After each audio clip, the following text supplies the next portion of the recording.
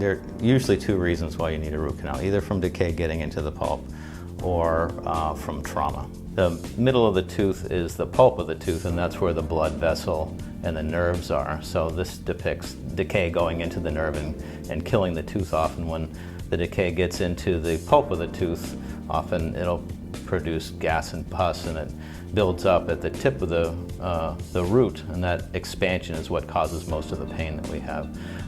When we do a root canal, what we need to do is, a lot of people, they hear root canal and they think it's a surgery. It's basically an extended filling. We just have to basically put a small hole in the top of the tooth and get into the pulp of the tooth and get rid of the diseased tissue in there. And we use a rotary instrument that's very fine and flexible. It follows the canal and it cleans it out. You go in there and you sterilize the tooth with different chemicals, and then we seal up the sterilized part of the tooth with an inert rubber material, seal that up, and often we need a crown afterwards because a lot of the tooth is damaged. Sometimes if it's a traumatized front tooth, we can get by with just a filling.